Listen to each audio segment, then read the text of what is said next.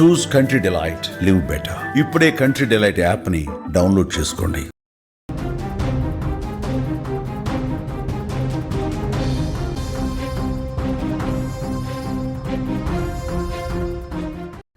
Japan వంగాబాబా Rio టాట్సుకి మాటలు నిజమవుతున్నాయా? Japan 5న పెను విధ్వంసం రాబోతుందని ఆమె జోస్యం చెప్పినట్టే జరుగుతుందా? అంటే తాజా పరిణామాలు అవుననే సమాధానం చెబుతున్నాయి. రియో టాట్సుకి చెప్పినట్టు ఫిలిప్పీన్స్ మధ్య పసిఫిక్ మహాసముద్రంలో నీటి అడుగున చీలిక సంభవించి పేలుడు జరగలేదు. జపాన్లో నగరాలు మునిగిపోలేదు. కానీ అలా జరుగుతుందనే భయం మాత్రం జపానీయుల్ని వెంటాడుతోంది. దానికి కారణం తాజాగా ఆ దేశంలో సంభవిస్తున్న భూకంపాలు.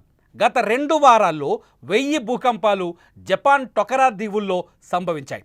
సుమారు 700 మంది నివసించే ఈ ప్రాంతంలో అందమైన టొకరా దీవులు ఈ భూకంపాల ధాటికి నాశనమయ్యాయి. ఈ దీవుల్లో చాలా వరకు హాస్పిటల్ సౌకర్యాలు తక్షణం అందుబాటులో లేవు. ఆ ప్రాంతం విడిచిపెట్టి వెళ్ళాలంటే క్రూయిజ్ షిప్పులు తప్ప మరో దారి కనిపించట్లేదు. దీంతో ఏ క్షణం ఏం జరుగుతుందో తెలియక చాలామంది ప్రజలు ముందుగానే సురక్షిత ప్రాంతాలకు తరలి వెళ్తున్నారు. టొకారా ప్రాంతంలో తీవ్రమైన భూకంపాలు గడిచిన 2 ఏళ్ల నుంచి కనిపించడం మొదలుపెట్టాయి. ఆ ఏడాది 346 భూకంపాలు నమోదయ్యాయి. ఇటీవల జూలై 5, 2025న భారీ విపత్తు సంభవిస్తుందని రియో టాట్సుకి మాంగా కామిక్ బుక్ తాజా ఎడిషన్లో చెప్పిన విషయం వెలుగులోకి వచ్చిన తర్వాత వరుస భూకంపాలు తలెత్తడంతో అక్కడి ప్రజల్లో గుబులు రేగుతోంది. అక్కడి ప్రజలకి కంటి మీద కొనుకు లేకుండా పోయింది. ప్రజలు భయపడుతున్నారు. ఎప్పుడు ఏం జరుగుతుందో అర్థం కాని పరిస్థితిలో ఉన్నారు. భూకంపం రాకముందు సముద్రం నుండి భారీ గర్జన శబ్దం వినిపిస్తుందని అక్కడి ప్రజలు చెబుతున్నారు. మరోవైపు పర్యాటకులు కూడా జపాన్ వైపు వెళ్ళడానికి భయపడుతున్నారు, మానేశారు. ఈ ఏడాది ఏప్రిల్లో 39 లక్షల మంది పర్యాటకులు జపాన్ని సందర్శించినప్పటికీ ప్రస్తుతం పర్యాటకం భారీగా తగ్గిపోయింది. జపాన్ని విస్మరించి వదిలేసి పక్క దేశాల వైపు చూస్తున్నారు. హాంకాంగ్ నుండి జపాన్కు వచ్చే అనేక విమానాలు రద్దయ్యాయి. దాదాపు హాంకాంగ్ నుండి 11 లక్షల మంది పర్యాటకులు తమ పర్యటనల్ని వాయిదా వేసుకున్నట్టుగా తెలుస్తుంది. ప్రస్తుతానికి టొకారా దీవుల్లో అయితే భూకంపాల తీవ్రత ఎక్కువగా కనిపిస్తుంది. మీరు స్క్రీన్లో చూస్తున్నారు టొకారా దీవులకు సంబంధించిన విజువల్స్. ఆ విజువల్స్లో చూడొచ్చు టొకారా దీవుల్లో ప్రజలు ఏ స్థాయిలో వణికిపోతున్నారు. జపాన్లో అత్యంత సుందరమైన ప్రదేశం టొకారా దీవులు. టొకారా దీవుల్లో భూలోక స్వర్గం అంటారు. భూలోక స్వర్గం ఎలా ఉంటుందో దానికి నకలుగా కనిపిస్తుంది టొకారా దీవులు అంటారు. కానీ అటువంటి టొకారా దీవులు ఇప్పుడు ధ్వంసమైపోయాయి. ఒక బాక్స్లో మీరు భూకంప తీవ్రతకు సంబంధించిన ఇమేజ్లు చూస్తున్నారు. ఇంకో బాక్స్లో భూకంపాలకి సంబంధించిన విజువల్స్ చూస్తున్నారు. అయితే గతంలో వచ్చిన అనుభవాలు ఇప్పుడు అక్కడ ప్రజలను వణికిస్తాయి. నిజానికి గడిచిన 2 వారాలుగా 1000 భూకంపాలు వచ్చినప్పటికీ టొకారా దీవులో ఎటువంటి సునామీ హెచ్చరికలు జరగలేదు. పెద్దగా ఆస్తి నష్టం ప్రాణ నష్టం కూడా జరిగినట్టుగా తెలియట్లేదు. కానీ టొకారా దీవుల్ని మాత్రం వలికిస్తోంది. అక్కడికి పర్యాటకులు రాకుండా ఆగిపోతున్నారు. అక్కడి ప్రజలు అక్కడ నివాసం ఉండడానికి భయపడుతున్నారు. రాత్రి వేళల్లో నిద్ర లేకుండా గడుపుతున్నారు. ఇప్పటి వరకు టొకారా దీవులు అంటే ఏదైతే రియో టాట్సుకి చెప్పిన మాటలు విన్న తర్వాత పర్యాటకులు ముందు జపాన్ వైపు చూడడానికి భయపడుతున్నారు. అంతేకాదు ఈ ఎఫెక్ట్ జపాన్ ఆర్థిక వ్యవస్థ పైన తీవ్రంగా కనిపిస్తోంది. ఎందుకంటే ఒకవేళ ఏదైనా మెగా విపత్తు జరిగితే, భారీ విపత్తు జరిగితే కోలుకోలేమనే భయం జనంలో కనిపిస్తుంది.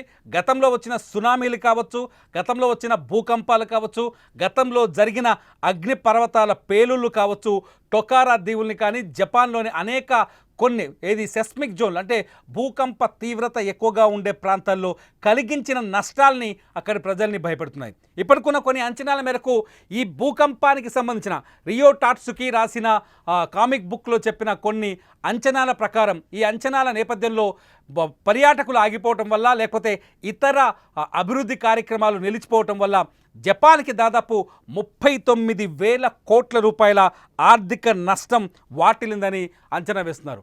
ఎందుకంటే రియో టాట్సుకి ఈమెని జపాన్ బాబా వంగా అని పిలుచుకుంటారు. రియో టాట్సుకి ఇమేజ్ మీరు స్క్రీన్లో చూస్తున్నారు. ఈమెనే రియో టాట్సుకి. ఈమె రాసిన బుక్ కూడా, కామిక్ బుక్ కూడా మీరు బాక్స్లో చూస్తున్నారు.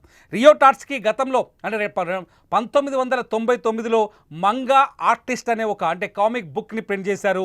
ఈ కామిక్ బుక్లో ఆమె వేసిన అంచనాలు చెప్పిన మాటలు చాలా వరకు నిజమయ్యాయి. ఇందులో కరోనా 2020లో ఒక విపత్తు రాబోతుంది, ఒక వైరస్ రాబోతుంది. ఆ వైరస్ ప్రపంచాన్ని అతలాకుతలం చేస్తుందని రాశారు ఆమె.